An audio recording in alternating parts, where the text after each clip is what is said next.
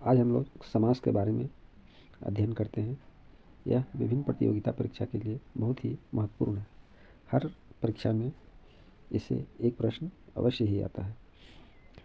आइए हम लोग देखते हैं। नीलकमल किस प्रकार का समास है? अव्ययी भाव है, कर्मधारय है, द्विगु है या तत्पुरुष है? तो अव्ययी भाव जो है नहीं है, कर्मधारय समास है। कैसे? नील और कमल। नील कमल को जब तोड़ा गया तो नील और कमल दो भाग में टूट गया। कमल का यहाँ विशेषता बताया जा रहा है कि कैसा है, तो नीला है। और विशेष और विशेषण की बात जहाँ हो वहाँ कर्मधारय समास आता है। तो इस तरह नीलकमल कर्मधारय समास हुआ। ऑप्शन नंबर बी सही। नेक्स्ट प्रश्न की ओर बढ़ते हैं। राजगृह का समास भेद क्या है? राजगृह में कौन समास है? राजगृह। तो राजगृह का हम लोग समास विग्रह करते हैं। तो राजा का गृह, राजा का गृह, गृह का मतलब होता है घर, राजा का घर। तो का चिन्ह आता है, कर्ता के चिन्ह का यहाँ कारक के चिन्हों का प्रयोग हो रहा है। तो कारक का चिन्हों का जहाँ प्रयोग होता है वहाँ तत्पुरुष समास होता है, हम लोग जानते हैं। राजगृह राजा के गृह, राजपुत्र राजा का पुत्र, इस प्रकार यह तत्पुरुष समास हुआ। माता पिता किस प्रकार का समास है? माता पिता, थोड़ा डैश होगा, टाइपिंग मिस्टेक है। दो वर्ड हैं और दोनों के बीच हाइफन डैश का यदि प्रयोग होता है तो ऐसे समास को हम लोग द्वंद्व समास कहते हैं। तो यह माता पिता जो हमारा है द्वंद्व समास का उदाहरण है। बहुव्रीहि नहीं है, अव्ययी भाव नहीं है, कर्मधारय नहीं है, द्वंद्व समास। द्वंद्व समास। माता पिता, भाई बहन, लोटा डोरी, दाल भात, इस प्रकार के उदाहरण जो है पाप पुण्य, गरीब अमीर, द्वंद्व समास के ही उदाहरण है। यथाशक्ति किस समास का उदाहरण है? तो यथाशक्ति किस समास का उदाहरण है? शक्ति के अनुसार, यथाशक्ति, शक्ति के अनुसार। समास विग्रह होगा तो यही होगा, शक्ति के अनुसार। तो इसमें कौन समास होगा? अव्ययी भाव होगा, बहुव्रीहि होगा, द्वंद्व होगा, तत्पुरुष होगा? नहीं, इसमें यथा शब्द जो लगा हुआ है इसके कारण यह अव्ययी भाव समास होगा। अगला प्रश्न देखते हैं। त्रिवेणी किस समास में आता है? त्रिवेणी, तत्पुरुष, द्विगु, द्वंद्व, बहुव्रीहि। तो त्रिवेणी जो है बहु तत्पुरुष समास नहीं होगा, द्विगु होगा, कैसे विश्लेषण करेंगे, द्वंद्व नहीं होगा, बहुव्रीहि नहीं होगा। तो इसमें संख्यावाची शब्द है। संख्यावाची शब्द जहाँ आ जाए वहाँ हम लोग द्विगु समास का उदाहरण मानते हैं। यहाँ तीन शब्द आया है, त्रिवेणी, तीन जो है, तीन वेणी का संगम जो है, तीन वेणी वाला, तो संख्या का प्रयोग यहाँ हो रहा है। और संख्या जहाँ जहाँ प्रयोग होता है उस समास को हम लोग द्विगु कहते हैं। जैसे चौराहा, अठन्नी, चवन्नी, नवरत्न आदि। गौशाला में कौन समास है? गौशाला यानी गौ के लिए शाला, गौ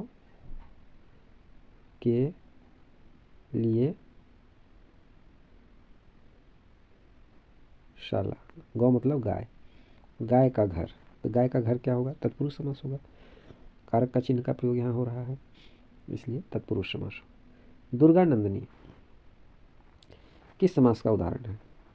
दुर्गा नंदिनी किस समास का उदाहरण है? बहुव्रीहि, द्विगु, तत्पुरुष, कर्मधारय। तो कर्मधारय नहीं है। तत्पुरुष दुर्गा की नंदिनी, द्विगु तो होगा नहीं क्योंकि संख्यावाची नहीं है। बहुव्रीहि एक विशेष अर्थ आ रहा है, दुर्गा नंदिनी एक ही व्यक्ति को कहा जाएगा, इसलिए यह बहुव्रीहि समास का उदाहरण हुआ। दिन रात में कौन समास है? दिन रात में कौन समास है? तो दिन रात में द्वंद्व समास है। दिन और रात, तत्पुरुष नहीं होगा, बहुव्रीहि नहीं होगा, अव्ययी भाव नहीं होगा, तो द्वंद्व समास। अगला क्वेश्चन की ओर हम लोग बढ़ते हैं। अतिशीघ्र किस समास का उदाहरण है? तो अतिशीघ्र अव्ययी भाव का उदाहरण है। तत्पुरुष नहीं है, कर्मधारय नहीं है, द्वंद्व नहीं है, क्योंकि इसका पहला वर्ड जो है सो उपसर्ग है। और जिस समास का पहला वर्ड दो भाग में एक भाग इसका उपसर्ग हो, प्रथम पद, तो उसको हम लोग अव्ययी भाव समास मानते हैं। अगला क्वेश्चन, महापुरुष किस समास का उदाहरण है? तो महापुरुष, महान पुरुष। पुरुष कैसा है? तो महान है, पुरुष में महानता है, यानी इसका पुरुष का गुण को बताया गया। और जिस गुण बताया जाता है उस समास को हम लोग कर्मधारय समास कहते हैं।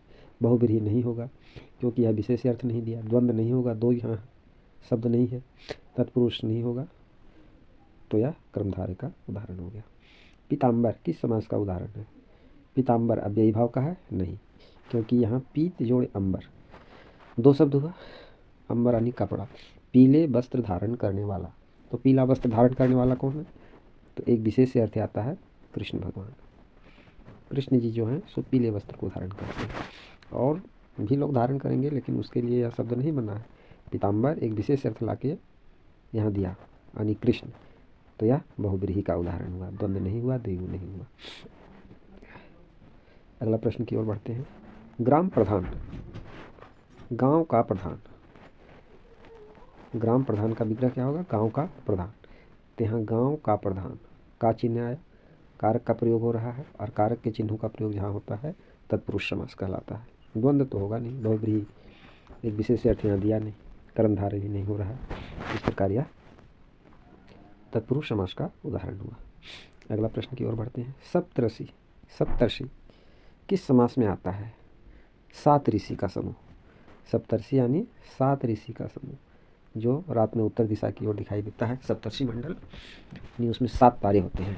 तो यहाँ संख्या का प्रयोग हो गया, संख्या का प्रयोग हो गया तो आंख बंद करके हम लोग द्विगु पे टिक लगा सकेंगे। अव्ययी भाव नहीं होगा, तत्पुरुष नहीं होगा, द्वंद्व नहीं होगा, संख्यावाची आ गया। राजकुमार में कौन समास है? तो राजकुमार, राजा का कुमार, का प्रयोग हो रहा है। तो का प्रयोग तत्पुरुष में होता है, हम लोग जान चुके हैं। कर्मधारय नहीं होगा, अव्ययी भाव नहीं होगा, बहुब्रीही नहीं होगा। तो ऑप्शन नंबर बी तत्पुरुष। अगला प्रश्न की ओर बढ़ते हैं। लाल किला किस समास का उदाहरण है? तो किला कैसा है? लाल है, यानी किला की विशेषता बताया गया। किला कैसा है? तो लाल है, और जिस शब्द की विशेषता बता दिया जाए वैसे शब्द को हम लोग कर्मधारय के अंतर्गत रखते हैं। तो ऑप्शन नंबर बी सही। नेक्स्ट प्रश्न की ओर बढ़ते हैं। अति दुख, अति दुख है, दुख कितना है? बहुत अधिक है, और अति शब्द जो है सो उपसर्ग भी है। तो वैसे शब्द जिसमें उपसर्ग आ जाए अव्ययी भाव समास के उदाहरण माने जाते हैं, कोई दिक्कत नहीं है। आगे हम लोग बढ़ते हैं। राम लक्ष्मण, टाइपिंग में थोड़ा यहाँ डैश देना था, टाइपिंग मिस्टेक। राम और लक्ष्मण, इसको जब विग्रह किया जाएगा तो राम और लक्ष्मण, राम और लक्ष्मण, भाई और बहन, माता और पिता, दो चीज़ आ गया, द्वंद्व समास का उदाहरण होगा, बीच में डैश आना चाहिए था। अगला प्रश्न की ओर बढ़ते हैं। द्वारपाल, द्वारपाल कौन सा समास होगा? द्वार का पाल, द्वार का पाल, देख रेख करने वाला, द्वार पर पहरा देने वाला और देख रेख करने वाला। तो का चिन्ह का प्रयोग, और का चिन्ह का प्रयोग जैसे आया उसको हम लोग तत्पुरुष समास कहेंगे, यानी ऑप्शन नंबर ये सही हुआ। अगला प्रश्न की ओर बढ़ते हैं। श्वेत केश किस समास के उदाहरण है? श्वेत केश, केश कैसा है? श्वेत रंग का है, यानी विशेषता बतलाया गया। श्वेत यानी सादा, केश सादा है। ऑप्शन यहाँ गलत दे दिया है, ये दे दिया है बहुब्रीही। बहुब्रीही इसलिए नहीं होगा क्योंकि सादा केस किसका है? एक विशेष अर्थ ला के कुछ एक नया शब्द देगा तब ना, नया शब्द तो दे नहीं पा रहा है। किसका सादा केस है? गाय का? नहीं, गाय का काला भी है। बकरी का? नहीं। बुजुर्ग का? नहीं, कुछ बुजुर्ग का केस काला भी है। एक ही अर्थ होना चाहिए, तो थोड़ा मिस्टेक है, टाइपिंग मिस्टेक। तो इसको हम लोग कौन से समास के अंतर्गत रखेंगे? बहुब्रीही के अंतर्गत नहीं रखेंगे, कर्मधारय समास का उदाहरण होगा। थोड़ा यहाँ मिस्टेक है, थोड़ा आप लोग सॉरी चाहते हैं, टाइपिंग मिस्टेक कर दिया है। हरित घास, हरित घास, घास कैसा है? तो हरित है, यानी हरे रंग की है, यानी घास का गुण बतलाया गया। घास हरा है, घास का गुण बताया, और जो शब्द गुण बताता है उसको हम लोग कर्मधारय समास के अंतर्गत रखते हैं। अगला प्रश्न की ओर बढ़ते हैं। एक बार, एक बार किस समास का उदाहरण है? तो यह अव्ययी भाव समास का उदाहरण है। अव्ययी भाव, अव्यय शब्द का प्रयोग यहाँ हुआ है, इसलिए अव्ययी भाव समास का उदाहरण। दिल्ली वासी, दिल्ली वासी, दिल्ली में वास करने वाला, दिल्ली वासी है ना, दिल्ली का रहने वाला, दिल्ली में वास करने वाला। तो यहाँ भी समास में कारक के चिन्ह का प्रयोग हो रहा है, समास में कारक के चिन्ह का प्रयोग हो रहा है, और कारक का चिन्ह का प्रयोग जहाँ होता है वैसे शब्द को हम लोग तत्पुरुष समास के अंतर्गत रखते हैं। Option number C. महाबली किस समास का उदाहरण है? महाबली, महाबली किस समास के उदाहरण है? तो महाबली, इसका हम लोग विश्लेषण करेंगे। महान बल, जिसमें बहुत अधिक बल है, किसको कहा जाएगा महाबली? तो महाबली एक विशेष अर्थ लाके यहाँ दे रहा है। विशेष अर्थ लाके देने वाले शब्द को हम लोग बहुब्रीहि के अंतर्गत रखेंगे, तो यह बहुब्रीहि का उदाहरण हो जाएगा। महाबली, भीम को भी महाबली कहा गया है, हनुमान जी को भी महाबली कहा गया है ना। तो इस प्रकार यह बहुब्रीहि समास का उदाहरण होगा। अगला प्रश्न, राम भक्त, राम का भक्त, भक्त किसका है? तो राम का है। और का चिन्ह के प्रयोग से हम लोग तत्पुरुष समास की ओर बढ़ेंगे। गोधूली किस समास में आता है? गोधूली बेला, यानी शाम की बेला, है ना। या गोधूली, गौ का धूल, है ना, गाय की धूली, धूल मतलब मैंने गायें जब चलती है तो धूल जब उड़ता है तो थोड़ा धुंधला टाइप पर हो जाता है, उसी को शाम भी बोला गया है। तो गोधूली, गाय की धूली, गाय के द्वारा जो धूल उड़ा गया उसे हम गोधूली कहेंगे, यानी यह तत्पुरुष समास का उदाहरण हुआ। द्विचक्र किस समास का उदाहरण है? द्विचक्र का अर्थ दो चक्के वाला, है ना।